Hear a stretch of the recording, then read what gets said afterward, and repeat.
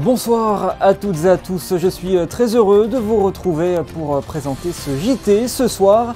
Au sommaire de cette édition du vendredi 13 octobre de la superstition. Et évidemment, est-ce une journée différente des autres? Nous sommes allés à votre rencontre. Nous recevrons en plateau Pascal Camia, le directeur du développement international de l'ASBM, pour évoquer l'acquisition récente du Palace des Neiges à Courchevel. Nous nous intéresserons de près aux conséquences des maladies mentales sur les proches des malades à l'occasion de la semaine de la santé mentale. Et puis, nous ouvrirons une page culture avec notre second invité, le comédien Philippe Torreton, qui se produit ce soir au Théâtre Princesse Grace. Et puis, nous ferons un retour sur le lancement de la saison 2023-2024 du Théâtre des Muses, avant de terminer avec votre chronique Ceux qui font Monaco. Nous sommes vendredi 13, si certains n'auront même pas notifié cette date, pour d'autres, c'est peut-être la bonne journée pour gagner au loto. Les sociétés de jeux de hasard ne s'y trompent pas, vendredi 13 rime avec Super Jackpot. Christine Datomel, Alban Jean-Jean et Clélia Renaud sont allés vous poser cette question. Et vous, est-ce que vous voyez en cette date symbolique un signe de chance? Rien, c'est un jour comme tous les autres. Je joue jamais au loto le vendredi 13, c'est tout. Pourquoi? Parce que je joue pas au loto du tout. Donc voilà. Je me suis dit qu'il fallait que je joue et que je tente ma chance. Ils viennent tous tenter leur chance aujourd'hui, vendredi 13, et le Super Loto, le Euromillion aussi, les deux. Alors, est-ce que vous, personnellement, vous avez joué? Je fais une grille, comme tout le monde, je tente ma chance. Je sais que pour les Anglais, c'est une journée de chance. Donc, ils sont tous en train de jouer sur la chance. Peut-être en train de jouer au casino ou jouer aussi au loto. Mais c'est une journée de chance, oui. J'irai plutôt jouer au loto. On souhaite évidemment bonne chance à tous les joueurs. Restons dans le domaine économique avec la première finalisation d'un investissement à l'étranger de la Société des Bains de Mer. L'ASBM a récemment fait l'acquisition du Palace des Neiges à Courchevel, un projet hôtelier luxueux qui marque le début d'une stratégie d'investissement extérieur. Pour en parler, nous recevons en plateau Pascal Camia, le directeur du développement international de l'ASBM. Bonsoir Pascal Camia. Bonsoir. Avec cette acquisition du Palace des Neiges à Courchevel, est-ce que c'est un signe que la SBM se porte bien? Bien sûr, la SBM se porte bien. Vous avez d'ailleurs pu écouter notre président donner les résultats de cette année historique il y a un mois. Et donc c'est effectivement une période favorable pour pouvoir se développer à l'international. Première acquisition à Courchevel. Pourquoi Courchevel?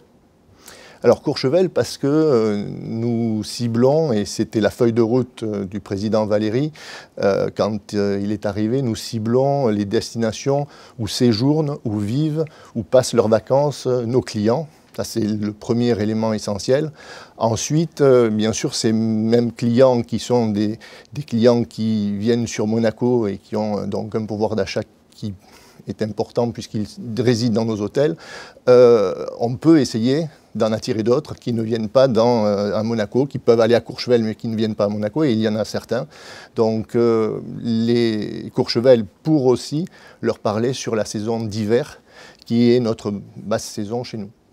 Ce n'est pas seulement l'acquisition d'un établissement, c'est un véritable projet de rénovation, c'est cela? L'hôtel que nous avons acheté est un hôtel de 88 chambres que nous allons réduire pour faire en sorte qu'il soit à la taille et surtout qu'il puisse donner le service que le groupe Monte Carlo Société des Bains de Mer dans son premier développement souhaite donner à justement cette clientèle dont je parlais tout à l'heure.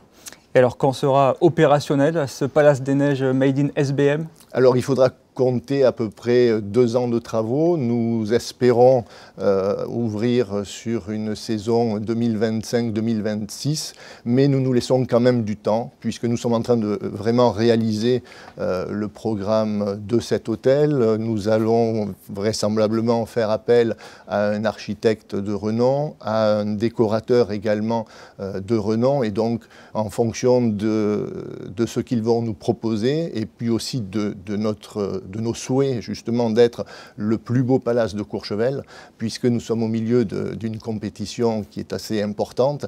Il faut vraiment que pour la première fois nous puissions donner vraiment le plus haut de gamme de notre portefeuille.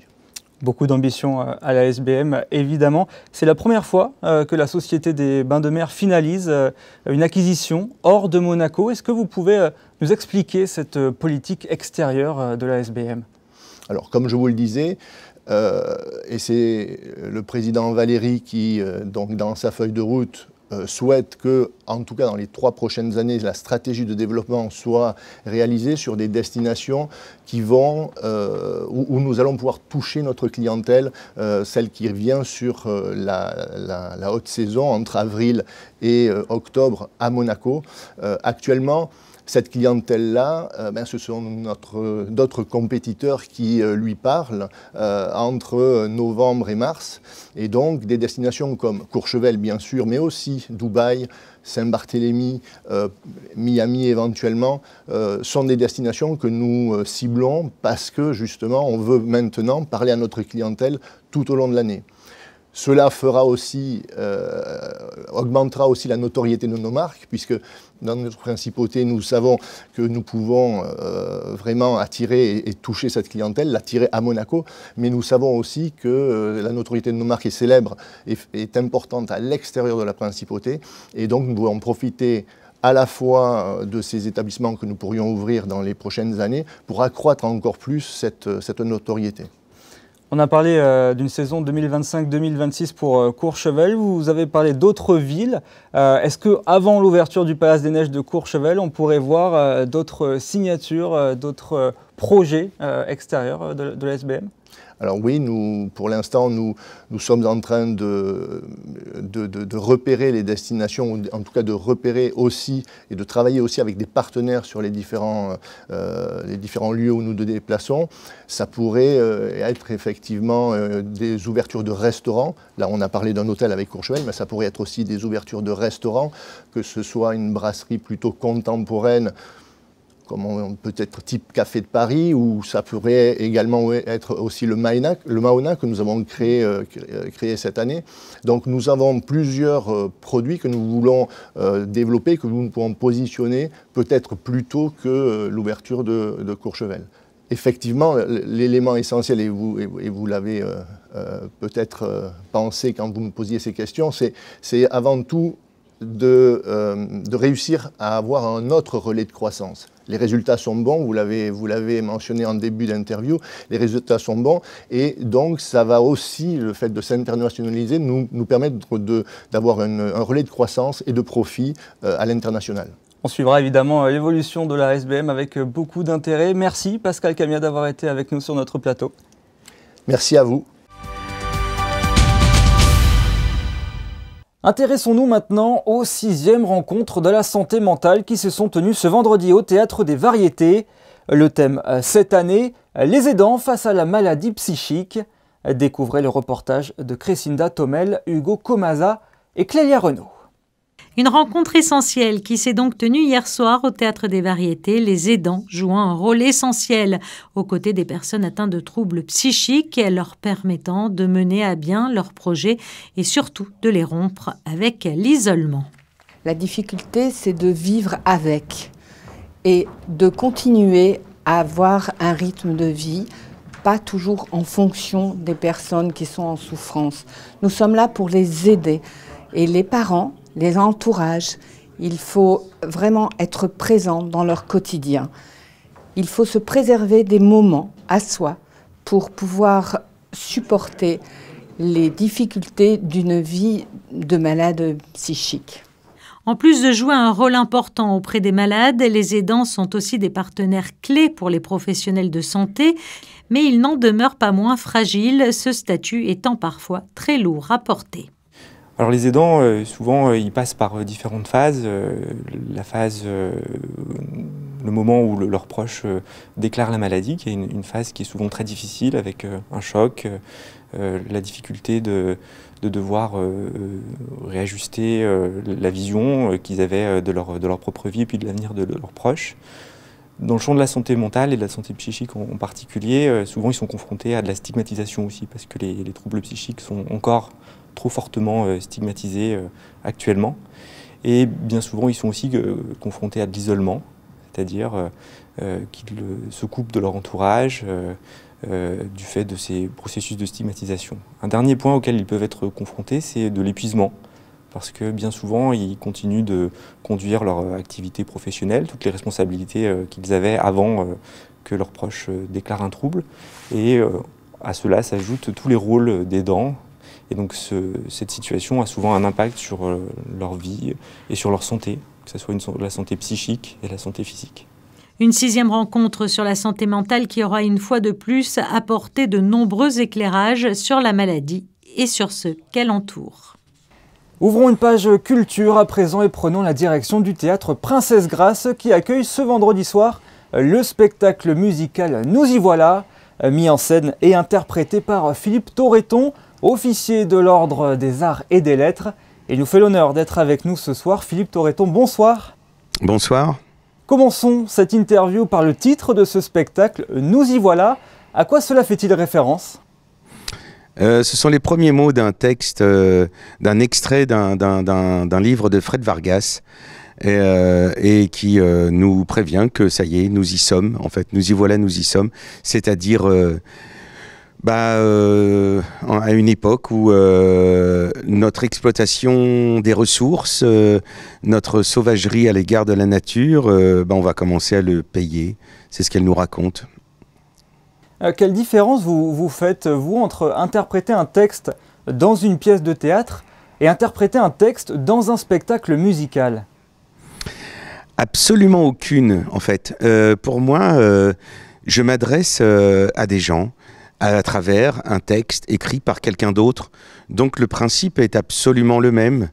Là, il n'y a pas vraiment de personnage, mais en fait, je m'aperçois au fil du temps que la notion de personnage m'indiffère un petit peu. Ce qui compte tellement, c'est le texte, comment on le transmet.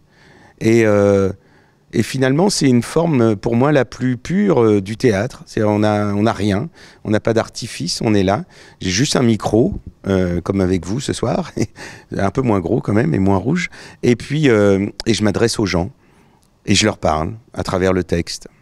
Est-ce que vous pensez que le fait de réciter des poèmes, de jouer de la poésie, c'est peut-être ce qui ramène un peu de douceur dans le message que vous passez ? Oui, même s'il y a des poèmes de différentes factures, il y en a qui sont effectivement très doux, comme celui de George Sand. Il y a des poèmes qui sont plus brutaux, comme celui de Kamal Zerdoumi. Depuis l'aube de l'humanité, en fait, c'est l'oralité qui nous a servi à témoigner, à raconter, à enseigner. L'écriture est un phénomène assez récent et le livre est encore plus récent. Donc, et finalement, en faisant ce spectacle qu'on a du mal à définir, on ne sait même pas si c'est pas une soirée poésie, c'est plus de l'ordre du concert. En fait, c'est Abdel Malik, quand il est venu nous voir une fois, il avait adoré le spectacle.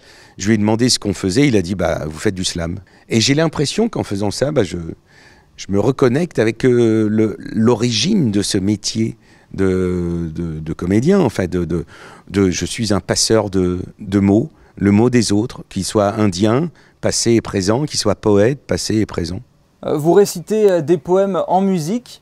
De très grands interprètes de ce monde s'y sont essayés dans le passé, comme Georges Brassens, Léo Ferré ou encore Serge Reggiani. Que vous inspirent ces noms-là ? Vous citez mes idoles. J'adore Georges Brassens dans tout son répertoire, mais je l'adore aussi quand il reprend des poèmes de Villon et de Paul Fort, et ça c'est sûr. Reggiani aussi, quand il dit du Verlaine ou du Rimbaud, c'est magnifique. Et si je peux me permettre, il faudrait sortir de son vocabulaire le mot réciter. Ce mot réciter, c'est un mot qui me dégoûte un peu. Ça fait écho à l'école, à ces poèmes qu'on apprenait par cœur sans les comprendre et qu'on devait débiter comme ça pour avoir une bonne note. Et en fait, c'est le contraire de ce que j'essaye de faire. On est dans une prise de parole, de la rendre concrète, palpable, comme si c'était moi qui disais ça, comme si c'était mes mots, mais il se trouve que ce sont les mots des autres. Dernière question, Philippe Torreton, je crois savoir que vous êtes un fervent défenseur du théâtre à l'école, vous qui avez découvert cet art autour de 12 ans. Expliquez-nous ce que cela peut apporter dans une vie.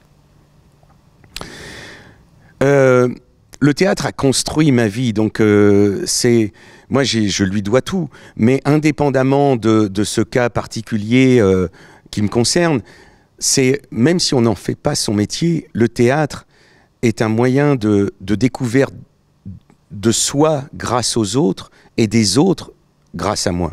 C'est se mettre à la place. On parle beaucoup en ce moment de créer des cours d'empathie, d'essayer de se comprendre, de s'écouter, de se mettre à la place d'eux. Mais finalement, j'ai envie de dire au ministère de l'Éducation nationale, et ça, qu'on ne saisisse pas l'importance du théâtre, encore aujourd'hui, malgré tout ce qui s'est fait, ça me consterne. Bon, écoutez, le message est passé. Merci beaucoup à vous, Philippe Torreton, de nous avoir accordé un peu de votre temps. Merci à vous. Dirigeons-nous maintenant vers le Théâtre des Muses, qui lançait sa saison 2023-2024 ce jeudi soir. Sur les planches, un grand classique littéraire, L'Alchimiste, revisité par la compagnie des Vagabonds. Le reportage de Frédéric Elion sur des images de Lionel Bernardi. Il se nommait Santiago. Il dormait avec ses brebis dans une vieille église abandonnée. C'est l'histoire de Santiago, un jeune berger andalou parti au pied des pyramides à la recherche d'un trésor. L'Alchimiste, le grand classique de Paulo Coelho, a inspiré de nombreuses personnes. La compagnie Les Vagabonds en a fait une pièce. Après plus de 300 représentations au Théâtre du Lucernaire à Paris, la troupe est venue jouer son spectacle jeudi soir à Monaco, à l'occasion de l'ouverture de la saison du Théâtre des Muses. Ils sont très fidèles à l'histoire, très fidèles au texte, bien évidemment ramenés sur 1h20. Et ce qu'il y a d'extraordinaire dans cette mise en scène, en fait, c'est l'inventivité. Et combien ils vont arriver à nous faire voyager grâce à la mise en scène, grâce aux éclairages, grâce au son. Vraiment, ils restituent l'ambiance. Et puis c'est un voyage à l'extérieur, mais aussi à l'intérieur de soi-même, par rapport à ses rêves. C'est un spectacle qui nous amène véritablement à penser, mais ton rêve à toi, c'est quoi ? Ce livre a d'ailleurs été un déclencheur pour Antea Sogno qui a choisi de réaliser le sien de rêve, faire du théâtre pour ensuite ouvrir son théâtre. Si vous avez raté le spectacle de jeudi soir, vous pouvez aller découvrir L'Alchimiste par la compagnie des Vagabonds, vendredi et samedi soir à 20h, puis dimanche à 16h30. Non mais quand j'en aurais assez de la mer, j'aurais connu des quantités de villes, j'aurais connu des quantités de femmes. En bref, dans l'actualité, la direction des affaires culturelles de Monaco lance un jeu de piste pour les 6-14 ans au sein de l'exposition Régnier III, le prince bâtisseur, une ambition pour Monaco. Le personnage d'Akodak accompagnera les participants tout au long d'un parcours fait de jeux et d'indices cachés. Le but est de retrouver un code pour ouvrir le coffre-fort abritant un trésor. Une sortie culturelle de plus à Monaco qui ravira petits et grands. C'est à la salle des expositions du quai Antoine Ier jusqu'au 31 décembre. Le vernissage de l'exposition Power of Color de l'Espace 22, c'était ce jeudi soir.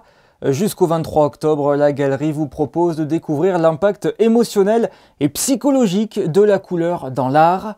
Une sélection de 10 œuvres d'artistes internationaux établis vous fera voyager de Monaco en Argentine en passant par le Mexique ou encore Dubaï. Autre exposition, cette fois un peu plus poilue. Ce week-end, à l'espace Léo Ferré se déroule la 4e édition de l'exposition féline internationale de Monaco, 6 mois après la dernière qui avait réuni 1 millier de visiteurs. Cette fois, 190 chats répartis en 21 races différentes seront présentés au concours de beauté. Et puis à côté, vous trouverez des stands pour tout savoir et tout connaître sur le monde des chats. Ouverture de l'exposition samedi et dimanche entre 10h et 18h. Ceux qui font Monaco, c'est votre chronique des artisans, commerçants et acteurs de la vie quotidienne monégasque. Aujourd'hui, Chrisinda Tomel vous emmène à la découverte de petits bijoux monégasques. C'est bien cela, Chrisinda ? Oui, et ce n'est pas de joaillerie que je vais vous parler, mais de véritables bijoux de nos fonds marins. Alors devinez où je vous emmène aujourd'hui. Je vous emmène bien sûr aux perles de Monte-Carlo.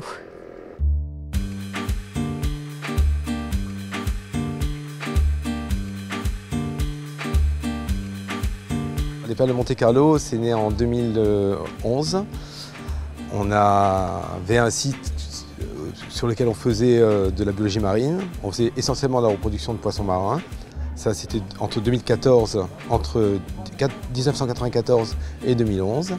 Et en 2011, on a décidé de tout changer. On a changé tout le concept. On s'est mis à faire des petites huîtres. Parce qu'on s'était aperçu qu'il y avait des petites huîtres qui poussaient dans les canalisations et dans nos bassins, des petites huîtres naturelles. Et on s'est dit, tiens, c'est super parce que vraiment, quand il y a des petites huîtres qui poussent, d'abord, le milieu est très bien équilibré. Et en plus, ça veut dire qu'il y avait une belle diversification de l'écosystème externe. Donc on s'est dit, ben voilà, on va faire des huîtres, on va tenter de faire pour la première fois du naissain. On a travaillé ça pendant 2 ans, de 2011, on a eu à peu près 1 an de travaux. Ensuite, en 2014, on a décidé de commencer les premiers affinages et on a commencé à faire goûter un peu les produits qu'on affinait à nos clients, à certains chefs qui étaient intéressés par notre histoire. Et c'est parti comme ça. Et puis alors aujourd'hui, les perles de Monte-Carlo, on peut les retrouver un petit peu dans toutes les assiettes en principauté et notamment des grands restaurants également. Alors oui, on les trouve ici, mais on les trouve également toute la SBM, on prend, le Quai des Artistes, la Michimay, pas mal de restaurants sur Fontvieille, beaucoup sur notre port, sur le port Hercule. Et voilà, on est très content que ça marche comme ça, elles ont une très bonne réputation. On arrive à déséquilibrer parfaitement bien parce qu'on a un système, on a des process d'élevage qui sont parfaitement bien rodés. On les maintient à température assez basse. On les alimente en eau de mer qui leur donnent justement, qui font l'apport de plancton et qui permettent justement de faire une huître super bien équilibrée, assez iodée et en même temps avec un bon goût de noisette. Voilà, et c'est un peu notre succès. En plus des huîtres, on a commencé à faire un petit peu de homard. Donc on avait des viviers, pareil, on arrive à les tenir, on arrive même à les nourrir un petit peu. On a fait un petit peu de langoustine, on a fait de la langouste. Maintenant on propose du loup bien sûr, des filets de loup et des pavés de saumon. On a trouvé un fournisseur en noix de Saint-Jacques extraordinaire, en noix de Saint-Jacques fraîche. Donc, ensuite on a bien sûr des gambas, des grosses camarones. Voilà, c'est l'ensemble de nos cartes. On a à peu près... on n'a pas beaucoup de produits, on a une dizaine de produits, mais par contre on maîtrise. On n'a pas voulu donner quelque chose, on a fait cet endroit comme nous on est. C'est-à-dire que les gens sont très à l'aise, c'est un peu comme à la maison. C'est très à la bonne franquette. Et en même temps c'est bon et voilà, les produits sont super dans une ambiance qui est complètement décontractée. Et ça les gens ils adorent. Alors bien sûr, vous l'aurez compris, les perles de Monte-Carlo continuent de séduire tous les amoureux des produits frais et des produits de la mer. Alors vous pouvez bien sûr venir déjeuner ici sur le port de Fontvieille sur place ou dîner tout simplement. Mais vous pouvez également commander vos plateaux de fruits de mer. Et puis si par malheur vous avez du mal à stationner, vous inquiétez pas, Monsieur Omar viendra vous ouvrir la barrière à l'entrée du quai. En revenant des perles de Monaco avec Monsieur Omar, Christinda Thomel a pu jeter un coup d'œil dans le ciel monégasque pour vous présenter les prévisions météo de ce samedi. Une journée ensoleillée est prévue ce samedi. Les températures seront toujours aussi douces. Elles seront comprises entre 24 et 18 degrés. Demain, le soleil se lèvera à 7h41 et se couchera à 18h51. Demain, nous fêterons les justes. Ce journal touche à sa fin. Merci d'être fidèle à Monaco Info. Il y a de belles activités organisées ce week-end en principauté, notamment le week-end nature de la direction de l'aménagement urbain. Nous recevrons d'ailleurs son nouveau directeur Thierry Francard dans l'édition de demain. En attendant, je vous laisse avec les photos de Frédéric Nébinger qui met en valeur la sublime nature monégasque. Je vous souhaite une excellente soirée. À demain.